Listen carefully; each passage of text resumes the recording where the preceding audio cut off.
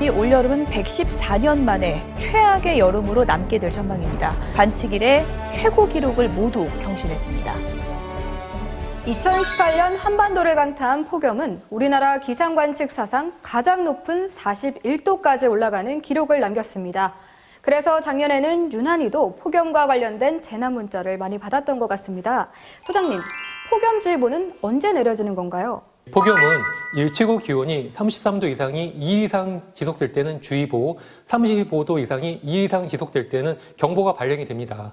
폭염 때는 밤에도 열대야 때문에 밤잠 설칠 때가 많은데요. 이 열대야는 이 최저 기온이 25도 이상의 무더운 밤을 지칭하는 말인데요. 농촌보다는 도시 지역에서 많이 발생을 합니다. 이러한 이유는 건물 또는 차량에서 발생한 열과 또 포장된 도로의 복사열이 때문인 것으로 알려져 있습니다. 폭염 때는 온열 환자들도 많이 늘어난다고 합니다. 이를 방지하기 위한 폭염 대비 방법은 어떤 것들이 있을까요? 이 무더위에는 카페인이 들어간 음료나 주류는 삼가하시고요. 생수나 이온 음료를 마시며 탈수증을 예방을 해야 합니다. 또한 여름철 오후 2시에서 오후 5시 사이에는 가장 더운 시간으로 실외 작업은 되도록 하지 않는 게 좋으시고요. 만약 이 외출이 꼭 필요한 경우에는 창이 넓은 모자와 가벼운 옷차림을 하고 또 물병을 반드시 휴대를 해야 합니다.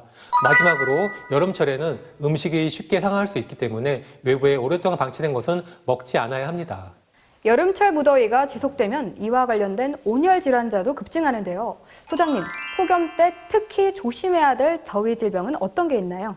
여름철 대표적인 질환으로는 일사병과 열사병을 들 수가 있는데요.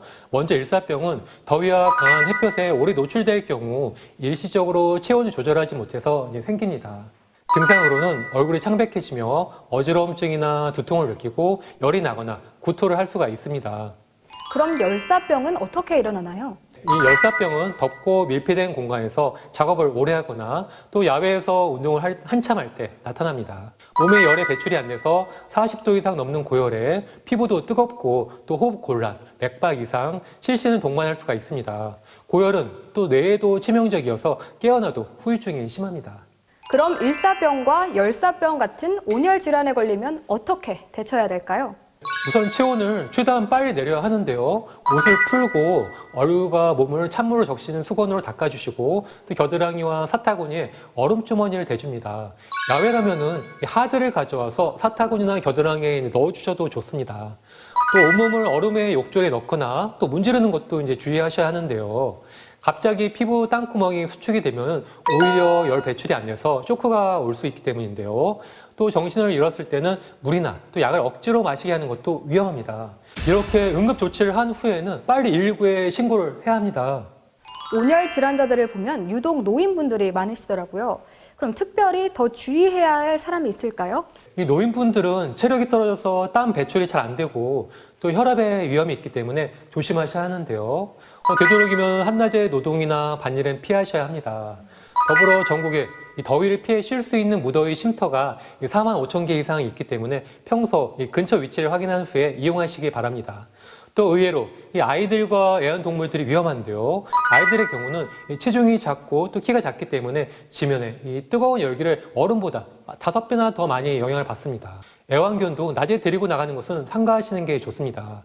지면이 햇볕에 달궈지면 70도까지 오르는데요. 애완견의 발이 데일 수 있기 때문이죠.